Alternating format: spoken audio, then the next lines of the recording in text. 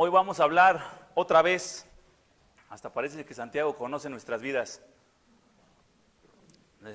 de las pruebas, hermanos. Parece que ya nos conoce, ¿verdad? Es la palabra de Dios, hermanos. Y en este estudio expositivo, en esta predicación expositiva, lo que hacemos es ir texto por texto exponiendo lo que Dios dice. Y hoy toca esta perícopa o esta unidad de pensamiento que habla otra vez acerca de las pruebas. Hemos venido hablando acerca de las pruebas. En este tiempo vamos a tener un pequeño tiempo de participación antes de empezar propiamente la predicación. ¿Quién nos quiere ayudar diciéndonos qué beneficio hemos visto de la prueba? ¿Qué es lo que hace la prueba en nosotros, mis hermanos? Los que ya hemos estado asistiendo fielmente los domingos, mi hermano Rafita,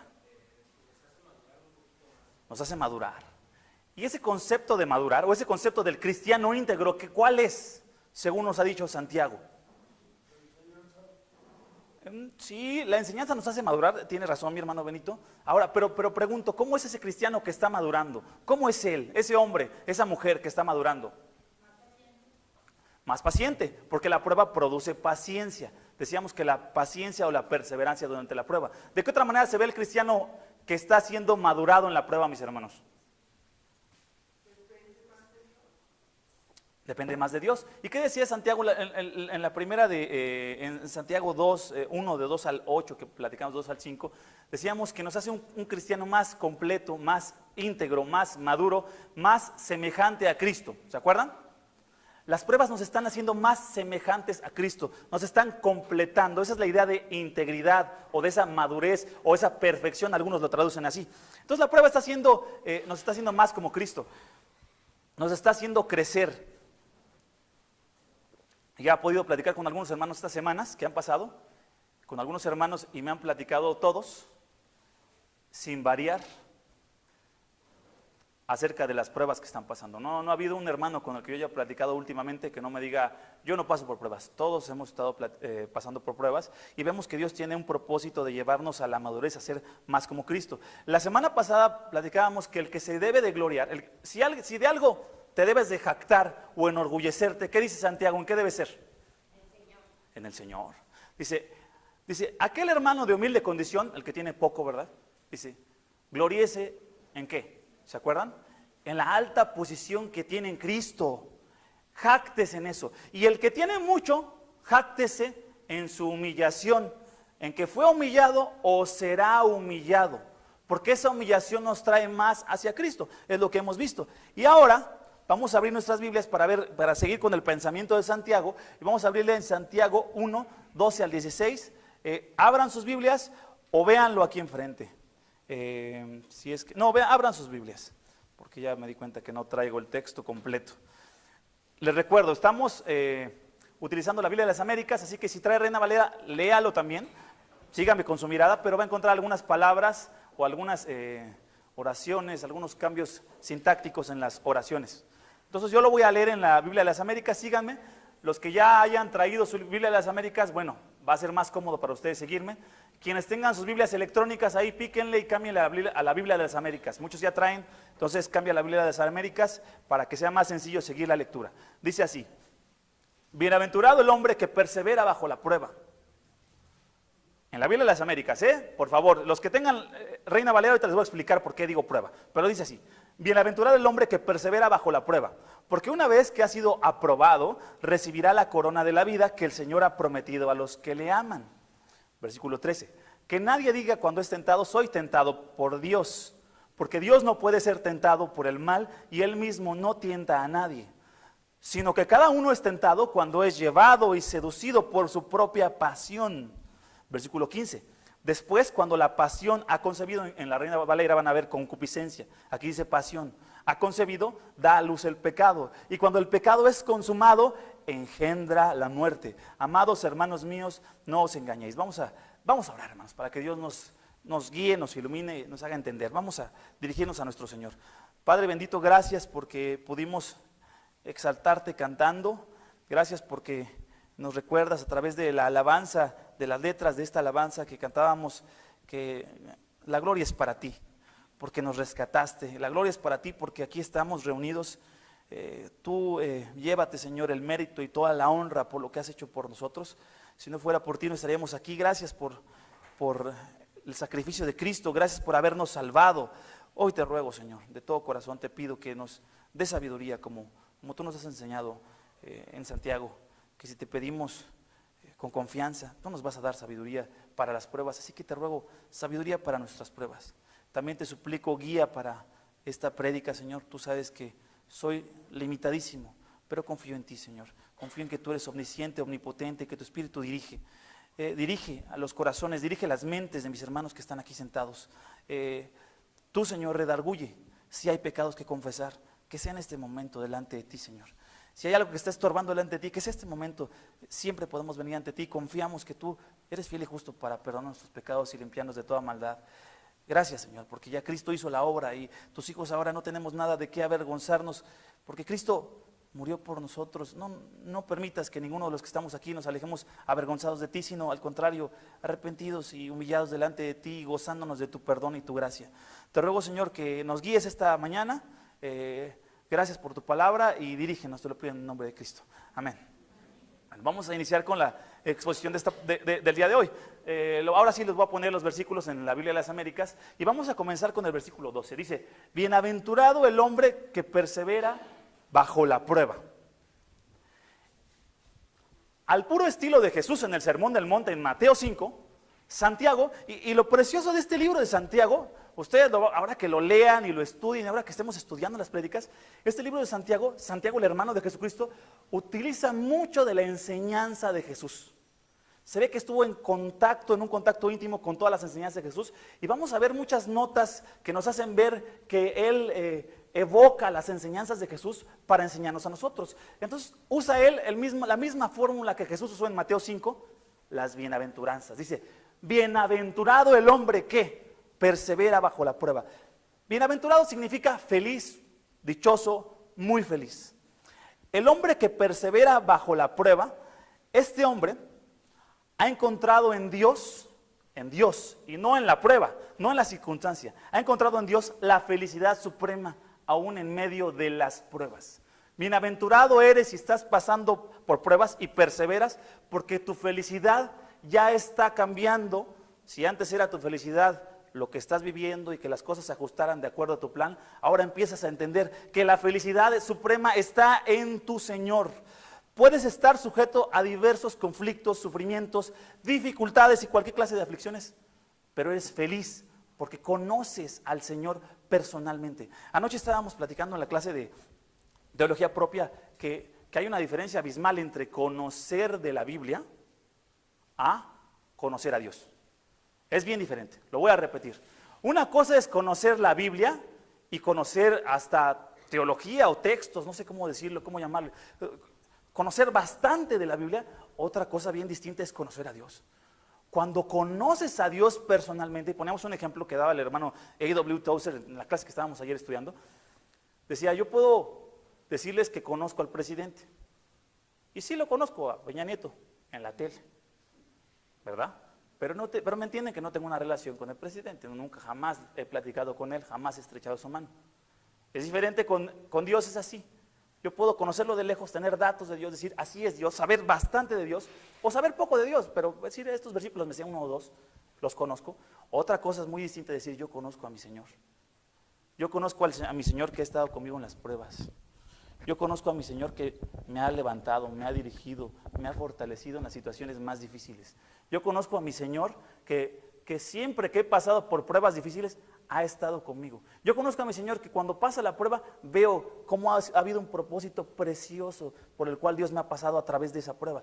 Es diferente decir yo conozco lo que dice Santiago a decir conozco a mi Señor. Y ese es el propósito de las pruebas también, el decir yo tengo una felicidad, soy bienaventurado en las pruebas. Ahora, ¿por qué usa la Biblia de las Américas la palabra prueba? Porque seguramente si ya lo han leído, ya lo leyeron ahorita, dice bienaventurado el varón que soporta la tentación, dice Reina Valera. Bueno, como ya lo había explicado, pero lo voy a recordar. La palabra griega peirasmos es la palabra que se traduce como prueba o como tentación. Tiene los dos significados, pero depende del contexto. Entonces a veces encontraremos que pruebas significa prueba en castellano, a veces se traduce como tentación. Y en este contexto venía hablando Santiago de las pruebas que atravesamos Y va a hablar de las pruebas, dice, bienaventurados los que pasan por la prueba, y después va a enfrentar el problema de las tentaciones, que hoy también vamos a ver. Pero aquí el significado de la palabra es prueba. Algunas traducciones, como la Nueva Traducción Viviente, si alguien la tiene ahí en su celular, lo traduce para evitar problemas, traduce las dos, dice, bienaventurado el que pasa por prueba y tentación, dice las dos palabras. Aunque en griego dice una, pero para no meterse en problemas lo traducen de esa manera. La NBI también lo traduce como tentación, pero si hacemos el estudio en base al contexto, está hablando de una prueba. Entonces, por eso decimos, el que persevera bajo la prueba. Perseverar, esta palabra tiene el sentido, en el sentido original, tiene el sentido de soportar o aguantar bajo el peso de la prueba. Si se acuerdan, Santiago ya había hablado de que la paciencia, en griego, hupomone, el término griego hupomone, es como si tuvieras una carga aquí encima.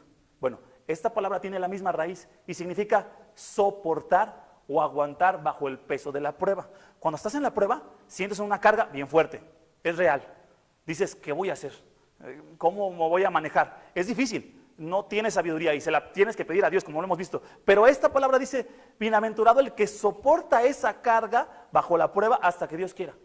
Hasta que Dios quiera que la prueba termine. Bienaventurado, feliz serás cuando soportas esa carga que por supuesto no vas a soportar tú solo. Por eso dijo Jesús, llevad mi yugo, ¿verdad? Dijo, ponte mi yugo, dice Jesús, no vas solo. Si quieres soportar la prueba tú solo, inevitablemente vas a fracasar en la prueba una y otra vez y Dios te va a volver a probar, porque lo que quiere el Señor es hacernos más como Cristo. Soportamos o perseveramos bajo la prueba solamente si nuestra mirada está en Cristo, nuestra confianza está en nuestro Salvador, Dios Todopoderoso. Decíamos, ¿cómo saber qué hacer en la prueba? Pídele a Dios sabiduría. Estamos muy limitados. Si buscamos la respuesta en nuestro intelecto, o una hermana, o un hermano, está bien el consejo, pero estamos equivocados. A quien le tenemos que pedir, ¿se acuerdan? Es a Dios. Dice, quien le haga falta sabiduría, pídala a Dios, y Él dará abundantemente, ¿se acuerdan? Abundantemente y sin reproche, si tú le pides con fe. Y ya habíamos definido que en este contexto fe es, si tú confías en el carácter de tu Padre, confiable, que va a dar a los hijos que le piden, te va a dar la sabiduría que requieres. Eso ya lo vimos hace 2 semanas.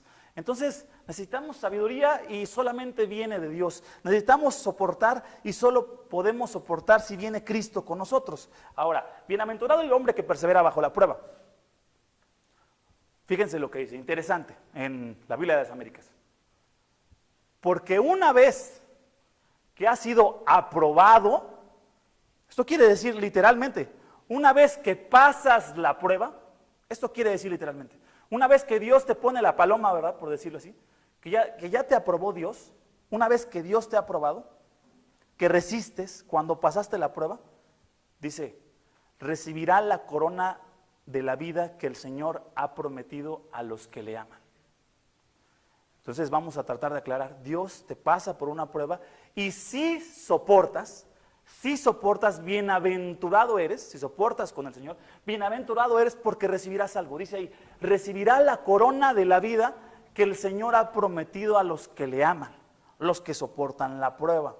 Ahora, la corona de la vida, ¿qué es? En griego la corona se llama, corona tal cual es la palabra Stéfanos, así es la palabra. Y esta palabra de Stéfanos o corona era una guirnalda que se le daba a los competidores, que se les ponía en la cabeza, en las Olimpiadas griegas. Entonces al ganador se le ponía su corona o su guirnalda, ¿verdad?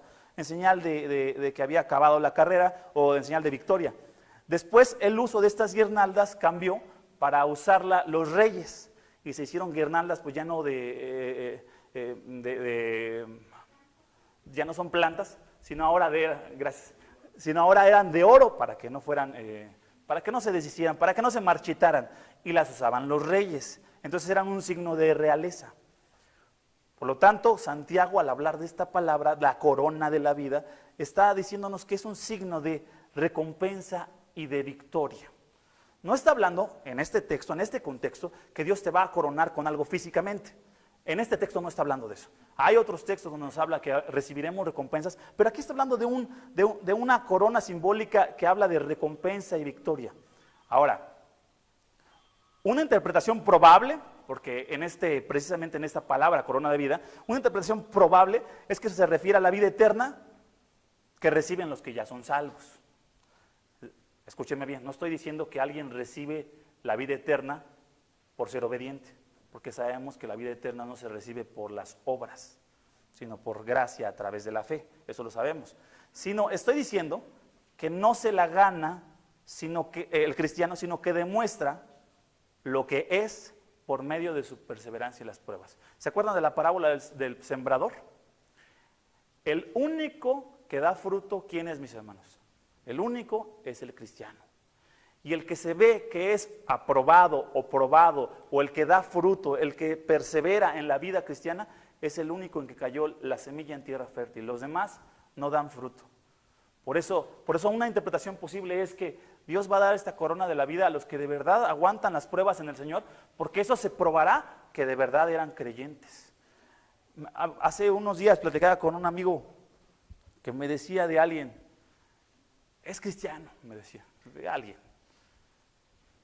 Y yo decía, yo no lo conozco, ¿no? Decía, oye, ¿y cuál es la evidencia de que es creyente? No sé, pero él se sabe el evangelio. Sabemos, mis queridos hermanos, que la evidencia de ser creyente no es saber formular el evangelio. De hecho, tenemos hoy examen, ¿verdad?, de evangelismo, a los que, por si no se acordaban, hermanos, ¿verdad? Ya les puse la prueba. Tenemos examen, se la tienen que saber, ¿verdad, hermanos? Pero hay quienes se saben el evangelio de arriba abajo, saben formularlo, saben expresarlo, saben decirlo, y no significa que sean salvos. Una interpretación probable es que el que sí persevera hasta el final, ese será coronado con la corona de la vida, porque será probado que esa persona sí fue salva. El que no fue salvo pudo estar aquí en la iglesia unos días, unos años, muchos si quieres, pero en algún momento se fue al mundo, pero es cristiano. Yo no sé, porque no perseveró hasta el fin. Dijo Jesús, el que persevere hasta el fin, ese será salvo. Es una interpretación de la corona de la vida y yo creo que es correcta, aunque otra interpretación probable acerca de la corona de la vida se refiere a un disfrute cada vez más pleno de esta vida tras pasar la prueba. Es decir, algunos eruditos dicen esto, dicen, cuando Dios da la corona de la vida significa que te da la capacidad de disfrutar la vida plenamente. Y también es lógico y también es bíblico. Cuando tú pasaste la prueba, recuerda la prueba que sea por la cual Dios te hizo pasar. Después de pasar la prueba, le das gracias a Dios, aunque durante la prueba fue difícil, después le das gracias. Dices, gracias, Padre, porque las lecciones en medio de esta prueba son bien valiosas. Me hiciste crecer de una manera que yo no sabía que podía crecer. Y veo las cosas de una manera que yo antes no veía, Padre. Gloria a ti porque me pasaste a través de la prueba. Y acuérdense de lo que dice Santiago, te pasa por el crisol, te eleva la temperatura, pero te está purificando, está quitando las escorias, está haciendo un hombre, una mujer más semejante a Cristo. A lo que nosotros a veces en nuestra carne nos resistimos, Dios está aumentando la temperatura y le das gracias. Después dices, Padre, gracias por lo que has hecho en mi vida. Todo es mérito tuyo, recibes tú la gloria, porque yo solo puedo atestiguar que soy necio.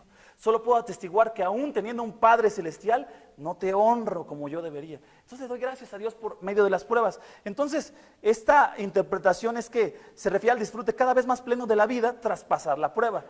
Y una más es que seremos recompensados en el cielo. La corona de la vida también puede hablar de recompensas en el cielo, por supuesto, y es probable. Pero de una cosa sí podemos estar seguros cuando habla de la corona de la vida, es que cuando pases la prueba, mi hermano, vas a tener 1, recompensa de Dios, y 2, que solo se recibe por superar la prueba. Eso sí podemos estar seguros. ¿En qué forma viene la corona de la vida? ¿Cómo va a ser la recompensa de Dios? Sabemos 2 cosas bien certeras, que es una recompensa de nuestro Señor para aquel que pasa la prueba. Se pone difícil, hermano, dale gracias a Dios, pídele ayuda a Dios, pero si la pasas, recibirás una recompensa. Ahora, déjeme recapitular hasta aquí lo que llevamos. A esta sección le llamé superando la prueba. Tenemos 4 enseñanzas, las voy a decir muy brevemente. Número 1, resiste, aguanta bajo la prueba. Número 2, miren, acá las tengo para que me sigan. Superando la prueba. Número 1, resiste, aguanta bajo la prueba. Esto lo podemos entender de estos textos que acabamos de leer. Número 2, Dios decide cuándo has superado la prueba, no tú. ¿Se entiende, verdad? Dios va a decir cuando Él dice ya pasaste la prueba, ya tienes tu palomita, ya eres bienaventurado porque pasaste. Número 3, Dios te recompensa cuando la hayas superado. Así, mi hermano, si está difícil la prueba, ve lo que dice aquí. Dios te va a recompensar cuando la hayas superado la prueba. ¿Cómo te va a recompensar? Otra vez lo digo, los mismos eruditos no se ponen de acuerdo. Pero yo te puedo decir una cosa, yo veo recompensa, si ustedes vieron a Job, Job recibió una recompensa, en el caso de Job, recibió doble y más, hermano. Y Dios le dio más ganado, y más riquezas y más familia porque superó la prueba. Entonces, a veces viene así la recompensa. Yo no digo que siempre va a ser así. A veces va a ser una vida más plena, como lo decían algunos eruditos, más como Cristo. Por supuesto, eso sucede en la prueba, por supuesto. Y a veces tendrás que entender que la recompensa va a ser allá cuando veas al Señor, pero va a venir una recompensa. Y la recompensa va a ser para aquel o de aquel que supere la prueba. Y número 4, encontrarás, esta es la verdadera dicha, ese es el verdadero resultado, ese es el verdadero premio, mi hermano, que encontrarás en Dios tu felicidad suprema, serás bienaventurado. Esa es la verdadera recompensa, que tú le digas a Dios, como dice el salmista, aquí en la tierra, ni aquí en la tierra ni allá en el cielo tengo nada más precioso que no seas tú, Señor. Nada tengo sino en la tierra ni en el cielo sino a ti. Nada es más precioso ni aquí en la tierra ni en el cielo. Lo precioso eres tú. Cuando superes la prueba, este es el verdadero regalo, mi hermano. Como le dijo Dios a Moisés, le dijo Dios a Moisés, yo soy tu galardón. Le dijo Dios a Moisés. No es que tú seas un patriarca, Moisés. No es las recompensas, no es el liderazgo, Moisés, que te estoy dando. No es que guíes a mi pueblo a sacarlo de Egipto, sino que yo soy tu galardón, le dijo Dios a Moisés. Esa es la verdadera recompensa, el gozo y la dicha de una vida que tiene a Dios como el principal objeto de amor, el principal objeto de preocupación. Nuestra prioridad, nuestro Señor. Esa es la verdadera felicidad y seremos bienaventurados. Hermanos, entonces, hermanos, repito, resiste, aguanta cuando estás bajo la prueba. No sé si estás pasando o si vas a pasar, pero van a venir. Así es la vida, dijo Jesús. En el mundo tendréis aflicción, dijo Jesús, pero confiad, yo he vencido al mundo. Así que aguanta bajo la prueba. Número 2, Dios decide cuando la superes. Número 3, Dios te va a recompensar cuando la hayas superado. Número 4, encontrarás en Dios tu felicidad suprema. Serás bienaventurado, mi hermano. Muy bien, esa es la primera sección de nuestro texto de hoy. A esta le llamé superando la prueba. Ahora, vamos al versículo 13, léanlo aquí. Si traen la Biblia de las Américas, sencillo, ahí léanlo en la suya. Dice, que nadie diga cuando es tentado, aquí usa la palabra peirasmos en este sentido de tentación, soy tentado por Dios. Nadie diga eso, porque Dios no puede ser tentado por el mal y Él mismo no tienta a nadie. Aquí la tentación habla de, y voy a recapitular para que nos quede bien claro. Esta palabra peirasmos habla de prueba o de tentación. Prueba es cuando es una dificultad externa ajena a mí. Cuando algo está sucediendo en mi vida y es ajeno y te empiezan a llegar pruebas, ese es el sentido de la prueba, dificultades, cosas difíciles que atraviesas en tu vida. Tentación también es una dificultad, pero ya no es externa, es una dificultad interna. Es una lucha entre obedecer o no obedecer a Dios. Esa es la tentación. Tú sabes que tienes que obedecer a Dios, pero la tentación es no obedecer a Dios. A eso le llamamos tentación, esa dificultad interna. En la semana, les platico, estaba platicando con unos ex compañeros de la preparatoria, que ahí tenemos chat y gracias a Dios ahí todavía puedo tener contacto con ellos.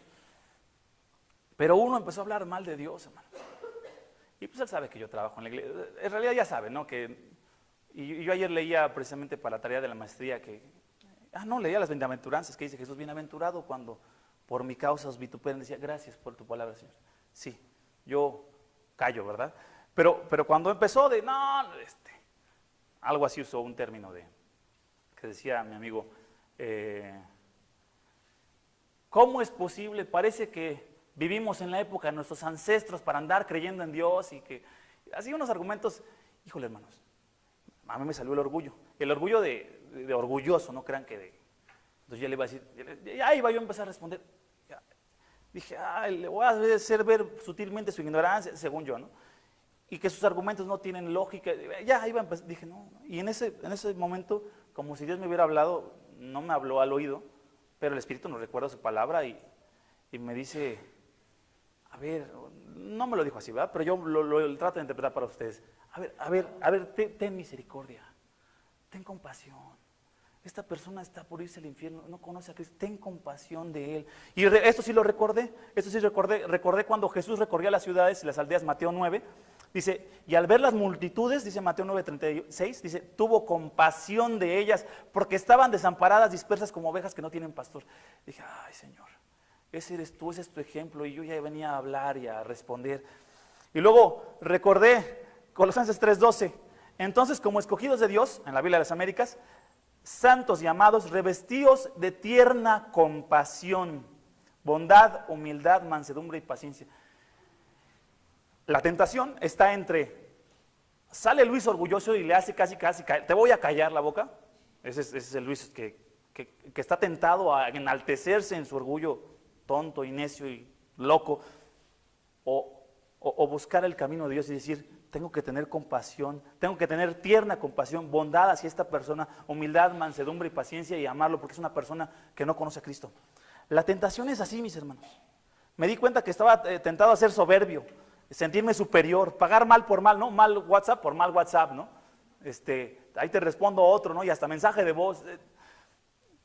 Iba a caer en esa trampa del orgullo. Entonces, la tentación, se los pongo como un ejemplo, porque es así, es una disyuntiva, es como una bifurcación. Vas en el camino, imagínate que vas en el camino de tu vida, y entonces hay una bifurcación, ya no puedes seguir de frente. Y ves una línea, en mi caso es hacia mi derecha, que dice el camino de Dios, y la otra flecha dice el camino de Luis, ¿no? Entonces tienes esas dos opciones. O tomas el camino de Dios, completamente, mi hermano, no nada más las partes que te gusten, ¿verdad? No, te voy a obedecer, no, es el camino de Dios, voy a obedecer a Dios, voy a entregarme a mi Señor y que Él me dirija, o tomas el camino tuyo, tomas el camino de Luis. Yo ya conozco el camino de Luis y dónde termina. Le digo a Dios, líbrame de ese camino, líbrame del camino del pecado, líbrame de la desobediencia, ya sé a dónde va el camino de Luis. Entonces, Padre, prefiero tu camino. Y no lo he aprendido porque yo sea muy sabio, lo he aprendido a golpes que Dios me ha dado y le agradezco porque como lo hemos platicado, me ha dado cinceladas, pero bien estratégicas. Le digo, gracias Padre, porque ya no meto el pie. Bueno, sí caemos, por supuesto, ¿no? Pero ya no voy corriendo por aquel camino que yo andaba cuando no conocía a Cristo, o a veces también desobedece siendo cristiano. Ahora, todos somos tentados todos los días, mis hermanos. Voy a poner algunos ejemplos. Puedes ser trabajador en tu trabajo, ser diligente, o perder el tiempo. En la chamba, hermano, puedes ahí hacerle como que trabajas, en la computadora lo que trabajes, hacerle como que haces. Tienes esas dos opciones. El camino de Dios, ser diligente para el Señor, o el camino de hacerte tonto tú mismo, esa es la tentación. Otra, un examen, para los que van a tomar examen, hermanos, al rato.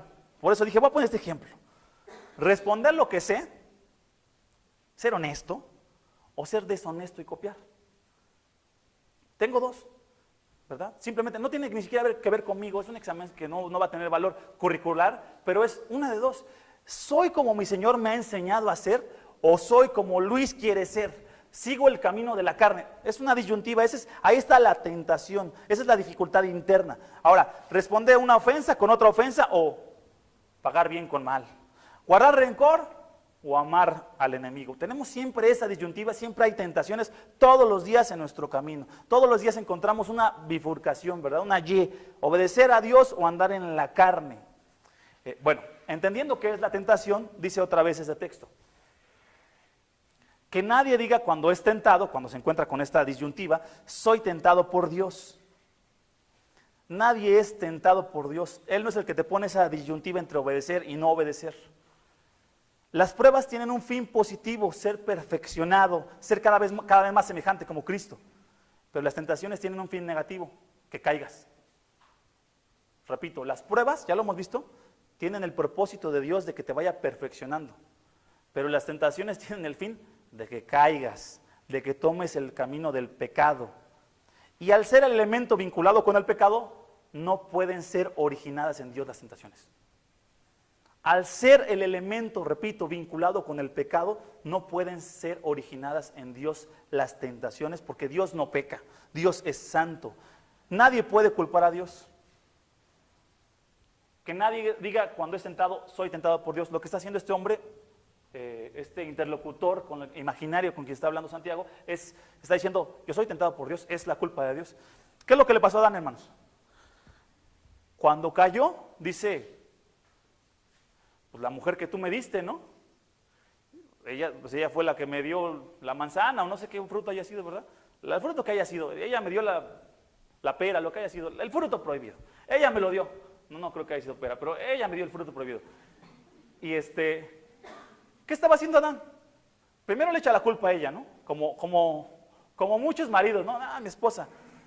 1. 2, le echa la culpa a Dios. Porque la mujer que tú me diste, o sea, si tú en primera instancia no me lo hubieras dado, esto no hubiera ocurrido.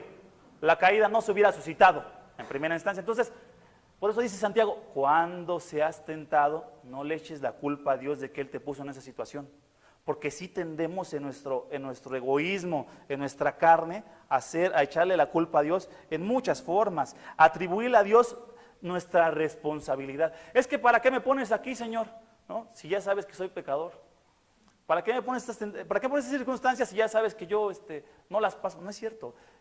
No le podemos echar la culpa de Dios a Dios porque, dice el versículo 13, porque Dios no puede ser tentado por el mal. En Dios no existe ambigüedad en el Señor. Él es bueno y no malo. En Él no hay una lucha entre el hacer bien o el hacer mal. Alguna vez he escuchado o he leído la pregunta, pues no sé cómo decirlo, ilógica, que dice así: ¿Dios puede pecar? Y alguien decía, es que Dios, es una objeción de verdad muy tonta, pero decía alguien, es que Dios no es todopoderoso. ¿Por qué? Porque no puede hacer una cosa. ¿Cuál? Pecar. ¿O si puede pecar? No, por supuesto que no puede pecar. Por supuesto que tiene que ser congruente con su naturaleza. Sí, puede, es que eso es no ser todopoderoso, no. Él es todopoderoso porque puede hacer absolutamente cualquier cosa que esté que sea congruente con su naturaleza santa. Su carácter es santo, puro. Dice Habacuc 1:13, hermanos que van a hacer su examen hoy, ¿cómo dice Habacuc 1:13? Ay, hermanos, sí se lo saben, ¿verdad? Espero. Los voy a reprobar, hermanos, de una vez para ya no. A ver, hermana, díganos, hermana Cristina. La semana pasada, perdón. No, ya se lo saben ya de más de una semana. A ver, hermana, dígalo fuerte. Y no puedes contemplar la opresión. Muy limpios son tus ojos para ver el mal, Señor, y no puedes contemplar la opresión. Gracias, hermana. Así dice, Dios no puede ver, no puede tocar el mal. Isaías 6:3 habla del Señor y le dice, había querubines, ángeles que decían, santo, santo, santo es el Señor de los ejércitos, toda la tierra está llena de su gloria. La santidad de Dios significa, mis hermanos, la santidad de nuestro Señor significa, si alguien entiende santidad, tiene que entender esto. Por supuesto que se refiere a que no toca el pecado, pero también significa esto. Es totalmente distinto a cualquier cosa que podamos nosotros imaginar o comparar. Eso significa la santidad de Dios. Cuando piensas en santidad, Él es, algunos teólogos le llaman, Él es el único ser que le podemos llamar el totalmente otro. En Él no hay nada similar, no hay nada en este universo que se parezca a Él. Las personas se parecen, somos diferentes, pero bueno, caminamos, nos movemos, tenemos 2 brazos, somos similares. Toda la naturaleza puedes rastrear similitudes, puedes entender un poco del universo y comparar algunas cosas. Pero en Dios no hay nada semejante a Dios, no hay nada que a Dios se le parezca. No puede ser producto de nuestra imaginación, ni nuestra mente puede entender cómo es Él en realidad. Nosotros sabemos que Dios es espíritu, pero no entendemos qué es eso. Solo entendemos que no se ve, pero no entendemos cuál es la esencia, o dijera Hebreos, la sustancia de nuestro Señor. No lo podemos entender. Ayer platicamos en la clase, Dios lo podemos comprender hasta cierto grado, pero es en realidad incomprensible. Nuestra mente no puede abarcar todo el conocimiento de quién es nuestro Dios. Y entonces, por eso, Él al ser santo, y además al ser totalmente distinto a nosotros, tampoco peca, no toca el pecado, no es como nosotros, como decía mi hermano hace rato, Él es muy limpio, jamás se halló maldad en Jesucristo, mis hermanos, jamás se halló un ápice, un pensamiento en el que Jesucristo pecara, o jamás. un mal pensamiento. Él es totalmente puro. Es el Dios con el que nos relacionamos, mis hermanos. Si alguna vez has pensado que te relacionas con un Dios que te permite tus pecadillos, equivocados, totalmente equivocados. No nos permite pecadillos, no nos permite algunas ofensas. Por eso murió Cristo, porque no nos permite un solo rastro de maldad. Por eso es que hasta que tú le pides perdón, le entregas tu vida y Cristo te reviste de su justicia, es que puedes tener una relación con Dios. Antes no. Hasta que la justicia de Cristo te sea otorgada por la fe en Cristo, en ese momento te puedes dirigir a Dios y relacionarte con Él. Antes no. Porque nosotros somos pecadores. Por eso Isaías en este pasaje dijo: aléjate de mí que soy pecador, estoy muerto porque soy pecador. Pedro, cuando vio a Cristo hacer el milagro de los peces que vimos en la semana, en las células, cuando vio, dice: aléjate de mí porque soy pecador, porque Él es santo, tú eres santo, Dios, y yo no puedo estar cerca de ti. Hermanos, no podemos estar cerca de Dios a menos que haya un intercesor por nosotros, y ese es Cristo, mis hermanos. Hasta que Cristo, nuestro intercesor, nuestra esperanza, nuestra salvación, muere por nosotros y nos da su justicia, es que podemos relacionarnos con un Dios santo. Se abre el velo del templo y tenemos acceso al lugar santísimo que no podíamos tocar. Él es santo, no es como nosotros, y está apartado del pecado. Por tanto, mis hermanos, nadie diga que es tentado por Dios o puesto en una situación de tentación, porque Dios no es tentado por el mal, ni Él tienta a nadie, mis hermanos. Y Él mismo no tienta a nadie. Cada uno, dice versículo 14, cada uno es tentado cuando es llevado y seducido por su propia pasión. La Reina Valera, si ustedes lo notan ahí, los que tengan Reina Valera, el versículo 14, dice seducido y atraído, creo que dice atraído y seducido por su concupiscencia, dice. Esta palabra en realidad, la Biblia de las Américas la traduce como pasión, la Reina Valera la traduce como concupiscencia, pero el sentido original de la palabra tiene que ser deseos intensos. Es el sentido original de esta palabra en el griego. Epitumía se dice la palabra, que significa deseos intensos. Entonces voy a tratar de interpretar esto. Dice, sino que cada uno es tentado cuando es llevado. Esta palabra tiene el sentido de ser arrastrado o atraído.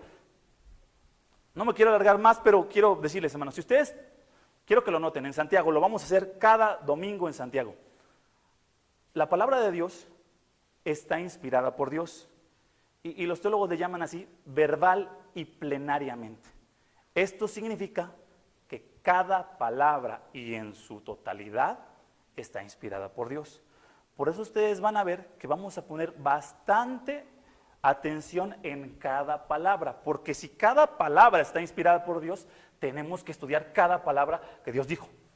Entonces por eso van a ver, ustedes han visto que una y otra vez vemos la palabra, a veces vemos el sentido, en castellano a veces no da el sentido original. Entonces dice así, cuando es llevado, arrastrado o atraído significa, y dice, y seducido, dice allí, eso significa atrapado o apresado por su propia pasión, por sus propios deseos intensos.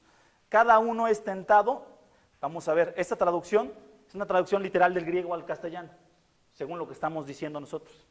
Si nosotros la traducimos, diría así, cada uno es tentado de nosotros cuando es arrastrado y apresado por sus propios deseos intensos. Eso es lo que quiere decir este pasaje. Y uno de los teólogos que leía, uno de los comentaristas más bien que leía de este pasaje decía, es como en la pesca, dice, la carnada atrae al pez, de modo que una vez el pez ha sido seducido, queda apresado en el anzuelo. Es lo que pasa en las tentaciones. Nos sucede esto, mis hermanos. Nos empieza a llevar la tentación de lo malo, pero por los deseos que hay en nosotros, nos arrastra hasta morder el anzuelo y estamos ya atrapados y hemos pecado, mis hermanos. Cuando caes en la tentación, hermano, eres una presa que cae en la trampa debido a deseos intensos por lo prohibido. Repito, en la tentación eres una presa que cae en la trampa debido a sus deseos intensos por lo prohibido. Tenemos deseos intensos de la carne por lo prohibido y cuando te seducen y te atrapan, ya pecaste. Por eso en ese momento que estás siendo arrastrado hacia la tentación, hermano, pide socorro al Señor. En ese momento que estás siendo arrastrado hacia pecar, vas a empezar a enojar, vas a empezar a decir, Señor, ayúdame. porque mis emociones me están arrastrando hacia pecar y voy a ser seducido hasta consumarse el pecado. O en esos momentos en el que, vamos a decir, que quieres pagar mal por mal, Señor, pídele ayuda. Fíjense, ahora vamos al versículo 15. Después, cuando la pasión ha concebido, da a luz el pecado, y cuando el pecado es consumado, engendra muerte. Entonces está hablando, no caigas como el pez, ¿no? No caigas, no te pongas, te avientan el anzuelo y ahí vas a pecar porque eres arrastrado y seducido. Acuérdense que decíamos, dice Santiago, no seas el hombre de doble ánimo o la mujer de doble ánimo. No andes entre el pecado y Dios. No. Ponte en las manos de tu Señor, dile, Señor, aquí estoy para servirte, haz conmigo lo que quieras, que el Señor te dirija en base a su palabra. No caigas, no muerdas el anzuelo, mi hermano. Cuando seas tentado en cualquier forma, y tú sabes cuáles son las formas en que te tienta la carne, cada quien sabe. Hay cada quien que le brote en su mente las tentaciones que la semana le pasaron y que son recurrentes. Cuando llegue la tentación, mi hermano, no muerdas la carnada. Te empiezas a sentir atraído, seducido, no muerdas la carnada. Ve a la palabra, ve al Señor y habla con Él en ese momento. Hay tentaciones que algunos pastores recomiendan. Ora y tienes 3 segundos para no voltear a un hombre a una mujer. Dice, ora, hermano, un hermano decía, ora, tienes 3 segundos para no caer en esa tentación. Y las hermanas esposas saben de sus esposos, y los esposos saben también. Entonces, Señor, ayúdanos, porque no queremos pecar de esta forma. Y cuando viene ese deseo que viene de la carne, Padre, ayúdame, aprende de un texto que te ayude a vencer la tentación, porque si no tienes la palabra de Dios en tu mente, sí vas a caer, vas a ser seducido, y cuando menos te des cuenta, estás seducido y se ha consumado el pecado. Ahora, después, cuando la pasión ha concebido, da a luz el pecado, y cuando el pecado es consumado, engendra la muerte. Rápidamente, esta es una ilustración de la tentación.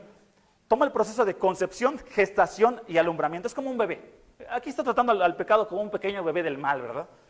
Y entonces, cuando uno se concibe, ¿no? Ya la concepción del bebé pecado o de la tentación, dice, cuando la pasión o los deseos intensos han concebido, da a luz el pecado. En griego tiene un sentido de que se está como, no dice dar a luz, en griego es como, está creciendo en la pancita el bebé pecado, ¿no? Y cuando el pecado es consumado, o sea, cuando ya llega a su término, a sus 9 meses de pecado, por así decirlo, para que me entiendan la ilustración que está usando Santiago, cuando llega a sus 9 meses, se engendra muerte, sale el bebé muerto. Así literal, una ilustración horrible. El pecado es concebido por medio de los malos deseos, crece y se tiene el bebé que es muerte, consecuencias, separación de Dios. Y como le está hablando a cristianos, no está hablando de que vas a morir espiritualmente, sino de las consecuencias, algo muerto sin valor espiritual, algo que ofende a Dios y consecuencias del pecado. Entonces es el mecanismo de la tentación.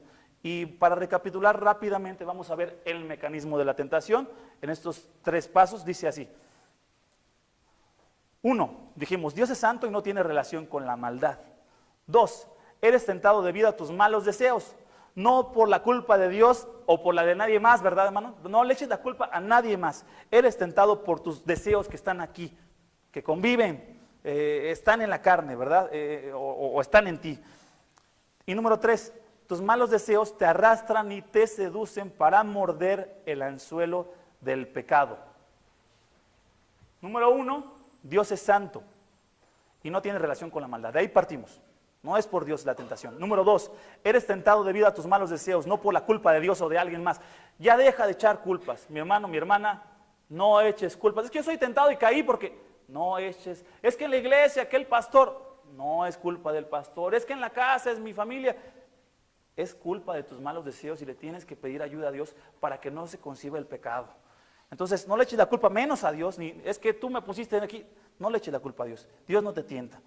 Esa bifurcación, en esa bifurcación el deseo intenso es tuyo y malo.